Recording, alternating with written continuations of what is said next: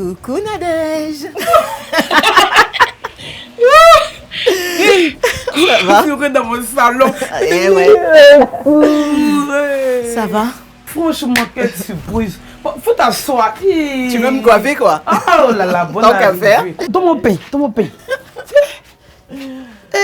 En tout cas, ça me fait vraiment plaisir, Nadège, de te rencontrer, de rencontrer une jeune femme comme moi qui entreprend pour s'occuper d'elle-même déjà, hein, financièrement aussi, aider les gens autour d'elle, la famille, etc.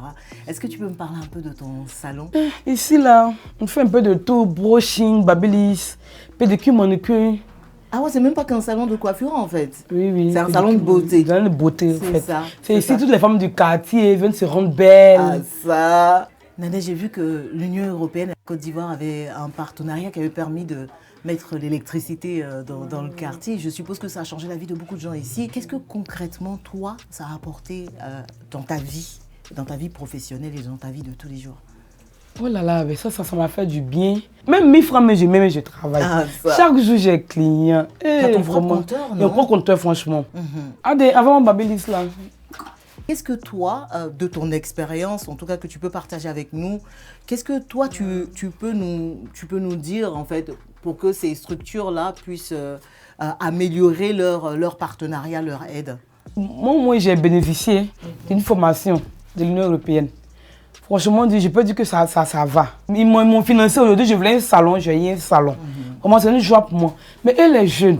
Donc pour toi, c'est quoi? C'est financement et formation? Financement et formation. Mais ça va, ça va. Faut faire mes cheveux, sinon on ne va pas quitter ici. Vraiment, ça va. Bah, Nadège, maintenant que tu as ton salon, je suppose que c'est le début d'une grande aventure. En tout cas, c'est le moins que je puisse te souhaiter. Ouais. C'est quoi tes projets? Mon projet aujourd'hui, c'est d'avoir d'autres salons encore plus que ça. Plus que ça, et puis d'aider aussi d'autres personnes. Ah oui, c'est vrai que tu embauches des jeunes filles. Voilà, juste donc je vais avoir autre que ça. Moi-même, là, que d'aller en ville et puis faire plus que ça puisse aider les autres, mes soeurs aussi.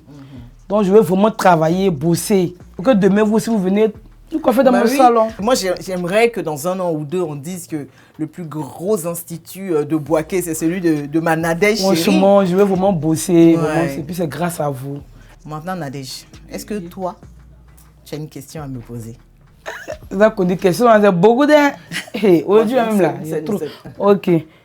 Bon, je veux devenir une femme entrepreneur, prospère, comment en Côte d'Ivoire. Donc, donnez-moi un conseil, comment je dois faire devenir comme vous, hein. Tu sais, Nadège, aujourd'hui en Côte d'Ivoire, la femme occupe un rôle important dans tous les secteurs. C'est un rôle vraiment majeur. Il existe de nombreux programmes qui mettent en avant l'encadrement de la femme et ça passe par un engagement en faveur de la promotion et du renforcement de l'égalité entre les hommes et les femmes. Je sais que ça existe même dans ton secteur. On en parle beaucoup. Donc, pour moi, une femme qui entreprend, elle a besoin de se former. C'est primordial. Pour répondre à ta question, hein, au-delà du financement, il y a pour moi ce qu'on appelle la résilience. La résilience, c'est le courage, c'est la force que tu as à faire face aux difficultés. Et puis, il y a la formation qui est primordiale. Donc, formation et résilience. Voici la clé, c'est les 2 mots.